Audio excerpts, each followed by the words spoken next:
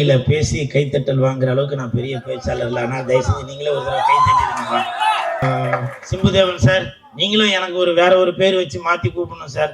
ஏன்னாக்கா கூல் சுரேஷ்ன்றத நிறைய பேர் கமெண்ட்ல வேற வேற மாற்றி மாற்றி மாற்றி கூப்பிடுறாங்க. அதனால நீங்களே அந்த கூக்கு பதிலாக வேற வேற வார்த்தையாக போட்டுறாங்களா? தமிழில் இல்லை, அகராதியில் இல்லை வார்த்தையெல்லாம் போட்டுறாங்க. தம்பி, குறுக்க பேசினா கண்டென்ட் வராதுப்பா, பரவாயில்லையா?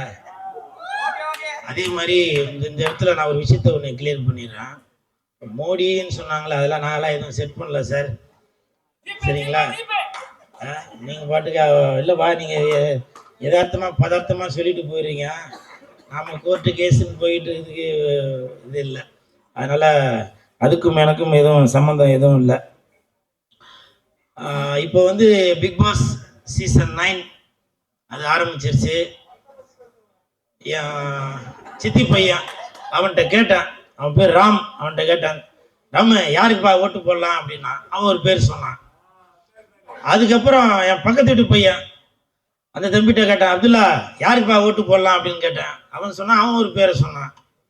அப்புறம் தயாரிப்பாளர் கிளெமன் அவருடைய மகன் ஆண்டனி கிட்ட கேட்டான், ஆண்டனி தம்பி யாருக்கிட்டா ஓட்டு போடலாம் அப்படின்னு.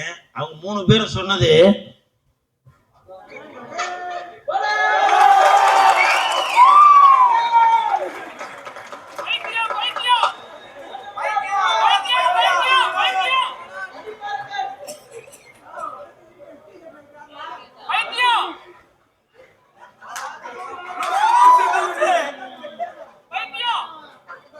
இதே மாதிரி தான்.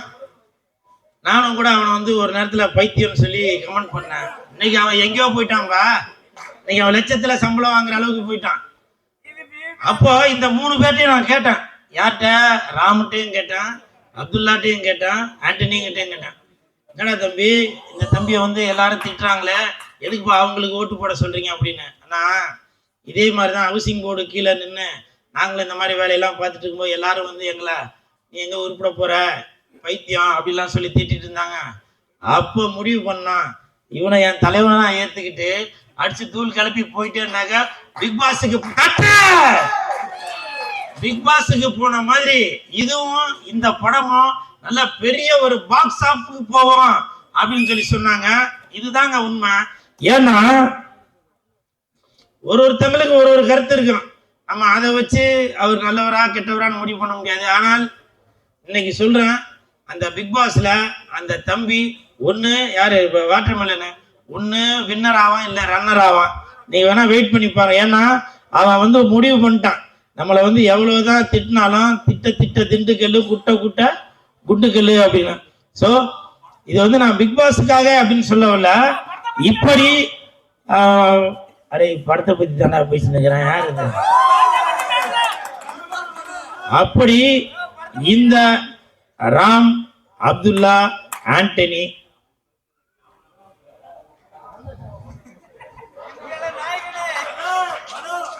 இவங்க எல்லாரும் எப்படி பிக் பாஸை பார்த்து நல்லா என்ஜாய் பண்றீங்களோ அதே மாதிரி இந்த ராம், அப்துல்லா, ஆண்டனி அந்த படத்தையும் பார்த்து கண்டிப்பாக சந்தோஷப்படுவீங்க.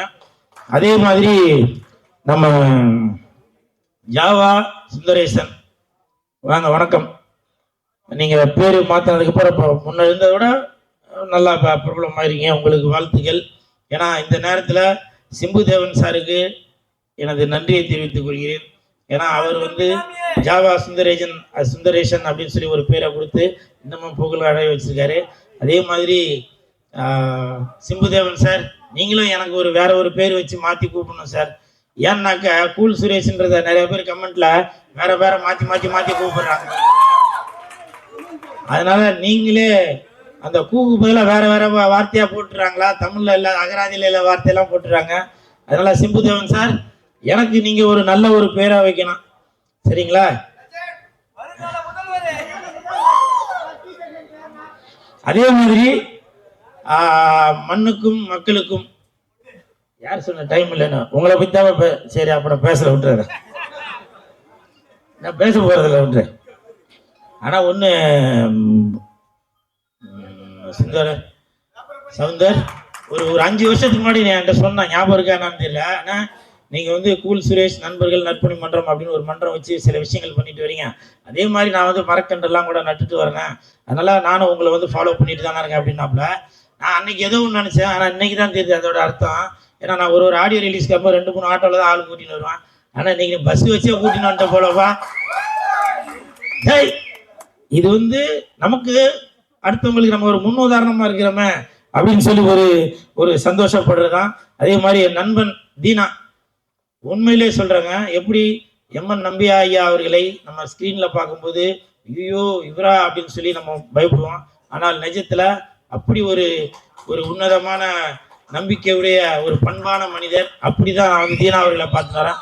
தீனா, நீ கருப்பா இருந்தாலும் உன்னுடைய மனசு வெள்ளை தீனா. நீ கருப்பா இருந்தாலும் நீ போட்டிருக்க சட்டை வெள்ளை தீனா. நீ படத்துல வந்து வில்லனா இருந்தாலும் நிஜத்துல நீ நல்லவன். இதுல எந்த மாற்று கருத்தும் இல்லை. ஏன்னா நீ பண்ற விஷயங்கள், நீ பேசுற விஷயங்கள் எல்லாமே நான் கவனிச்சுட்டு தான் வரேன். உனக்கு என் மனமார்ந்த வாழ்த்துக்கள். அதே மாதிரி தயாரிப்பாளர் கிளமன் சார் வந்து சொன்னாங்க, இந்த மாதிரி கூல் சீரியஸ் சொன்னவொன்னே நான் வரேன்னு சொல்லிட்டேன் அப்படின்னு. அதுக்கு வரேன்னு சொன்னதுக்கு ஒரு காரணம் என்னன்னாக்கா, அவர் அடுத்த படம் எடுக்கிறாரு, அதில் நான் ஹீரோவாக நடிக்க வைக்கிறேன் அப்படின்னு சொல்லி சொன்னார். உண்மையிலேயே நான் அதுக்காக தான் வந்தேன். ஆனால் வந்ததுக்கப்புறம் அதே வார்த்தையை தான் அவர் உதயாபிரதாவும் சொல்கிறாரு. எனக்கும் அந்த மாதிரி தான் சொல்லியிருக்காரு. அப்போ இதில் நிறையா பேருக்கு சொல்லி கூப்பிட்டீங்களா என்னன்னு தெரியல. இருந்தாலும் உங்களுடைய நல்ல மனதிற்கு கண்டிப்பாக நல்லது தான் நடக்கும். அதே மாதிரி ஜெயவேல் சார் இயக்குனர், எப்படி ஒரு குழந்தை பிறக்க போகுதுன்ற ஒரு ஆர்வத்தில் ஹாஸ்பிட்டல் வாசலில் நின்று பரபரப்பாக இருப்போமோ அதே பரபரப்பு இப்போ உங்கள்கிட்ட இருக்குது. இதே மாதிரி ஷூட்டிங் ஸ்பாட்லேருந்து நீங்கள் இருந்திருப்பீங்கன்னு நினைக்கிறேன். உங்களுக்கு மனமார்ந்த வாழ்த்துக்களை தெரிவித்துக் கொள்கிறேன். அதே மாதிரி பேரரசு சார் அவங்க வந்து உங்களுக்கு சில அட்வைஸ் பண்ணாங்க. அதை வந்து நான் ரொம்ப பெருமையாக நினைக்கிறேன். ஏன்னா ஏதோ நம்ம ஒரு ஆடியோ ரிலீஸுக்கு போகிற அந்த என்ன மாதிரி ஏதோ குருட்டு வாக்கில் பேசிட்டு வந்துடும் அப்படின்னு இல்லாமல், அந்த புதிய இயக்குனருக்கு பல அறிவுரைகள் சொல்லி இப்படி பண்ணணும் அப்படி பண்ணணும் அப்படின்னு சொல்கிறாங்க. ஏன்னாக்கா அவருக்கு தான் தெரியும், அவர் சாதாரணமானவர்ல. மாங்காய் வெட்டுறதுக்கும் தேங்காய் வெட்டுறதுக்கும் தென்னை வெட்டுறதுக்கும் எண்ணெய் வெட்டுறதுக்கும் ஒன்றை வெட்டுறதுக்கும் அருவா செஞ்ச கை அது. அதனால அவங்கள மாதிரி நல்ல உள்ளவங்கள் உங்களை வாழ்த்ததுல ரொம்ப சந்தோஷம். அதை விட பர்சனலாகவே எனக்கு இன்னொன்று என்னன்னாக்கா, நான் வந்து இன்ஸ்டாகிராமில் இருக்கேன். நான் எதார்ச்சியாக பேரரசு சாரோட இன்ஸ்டாகிராமில் போய் பார்க்குறேன். அவர் என்னை ஃபாலோ பண்ணிட்டு இருக்காருங்க இன்ஸ்டாகிராமில். சினிமாவில் எனக்கு தெரிஞ்சு என்னை ஃபாலோ பண்ணுற ஒரே மனிதர் அவர் தான் நினைக்கிறேன். அதை நான் ரொம்ப பெருமையாக நினைக்கிறேன். புரிஞ்சுங்களா? நான் அப்போ நினச்சேன், அடடா நான் மொத்தமே ஒரு 4 பேர் தான் இன்ஸ்டாகிராமில் ஃபாலோ பண்ணுறது. என் நண்பன் சந்தானம், சிம்பு, அப்புறம் லெஜண்ட், நான் ரசிகர் மன்றத்தில் இருக்கிற லெஜண்ட் அவர்கள். அதன் பிறகு நான் தெய்வமாக மதிக்கக்கூடிய பேரரசு சார் தான். ஏன்னா அவர் ஒரு Ajith sir, Vijay sir, captain sir, இப்படி பல ஜாம்பவான்களை இயக்கிய அந்த இயக்குனர் என்ன ஃபாலோ பண்றாரு அப்படின்றப்ப, சார் உங்களை பாதம் தொட்டு வணங்குகிறேன் சார். ஏன்னா இது வந்து ஏதோ நான் அவரை பெருமைப்படுத்தணும் அப்படின்றத சொல்ல வரல, அவரோட குணத்தை இது வந்து வெளியில தெரிய வைக்குது அப்படின்றதுக்காக சொல்றேன். நேரங்காலம் கருதி போதுமா? என்ன பேசவா? போதுமா? இன்னும் ஒன்னு மட்டும் சொல்லிடுறேன். எஸ்ஆர் பிரபாகர் சார், உங்களுக்கு என் மனமார்ந்த நன்றி சார். எதுக்கு அப்படின்னாக்க, நான் இப்போ ஒரு படம் ஹீரோவா நடிச்சிட்டு இருக்கேன். அந்த படத்துல வந்து ஒரு மாண்டேஜ் சாங் வருது. அப்போ வந்து அந்த இயக்குனர் என்கிட்ட சொன்னாரு, சுந்தரபாண்டியன்ல வரும்ல பஸ்ல போகும்போது மாண்டேஜ், டிக்கெட்ல இருக்கும்போது மாண்டேஜ், அந்த மாதிரி மாண்டேஜ் சாங் அப்படின்னு சொல்லி சொன்னாரு. பாருங்க, இப்போ வரும் இயக்குனருக்கு ஒரு முன் உதாரணமா இருக்கீங்க. நன்றி நன்றி நன்றி சார். இன்னும் நிறைய பேர். அப்புறம் பொன்ராம் சார், அவ்வளோதாப்பா முடிச்சிடறேன்ப்பா. பொன்ராம் சார், நீங்க இந்த நிகழ்ச்சிக்கு வந்ததுல எனக்கு ரொம்ப சந்தோஷம். இருந்தாலும் மனசுக்குள்ள ஒரு வருத்தம் இருக்கு. என்னன்னாக்க, எனக்கு தெரிஞ்சு 15-20 வருஷமா சார் தெரியும். இது வரைக்கும் என்ன எந்த படத்துலையும் பயன்படுத்தவே இல்லை. நானும் விடாம அவருக்கு கஜினி முகமது மாதிரி விடாம அவர்கிட்ட ஃபாலோ பண்ணிட்டு தான் இருக்கேன். ஒரு படத்துக்கும் சொல்லுவாரு, இதுல கண்டிப்பா இருக்குங்க, இப்ப என்ன கெட்டப்புல இருக்குங்க, போட்டோ அனுப்புங்க அப்படின்னு சொல்லி சொல்லுவாரு. பார்த்துட்டு அதடா இதுக்கேற்ற மாதிரி இல்லை அப்படின்னாரு.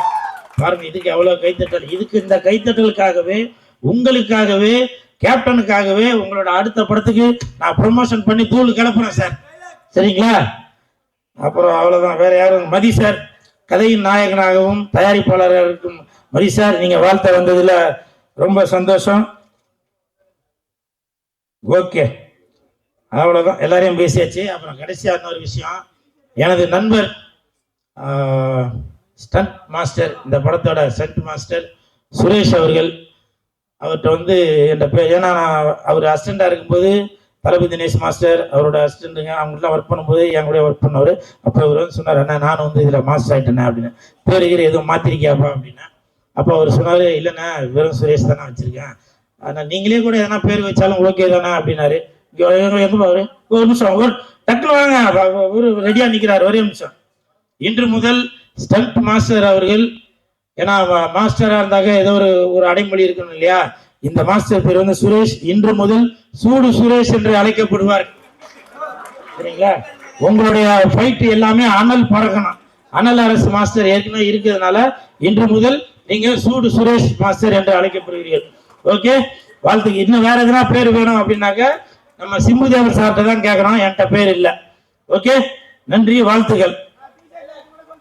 என்னப்பா ரொம்ப ஆசைப்படுறீங்களா? தண்ணியில இருக்கும் மீன் நான் லெஜண்டோட போனு. இதுதான் தம்பி. நன்றி நன்றிடா தம்பி. அவ்வளவுதான். ஓகே, முடிஞ்சது. நன்றி நன்றி நன்றி நன்றி. எஸ்டிஆர் இருக்காப்பா? வெந்து தணிந்தது காடு. எஸ்டிஆர் போடு.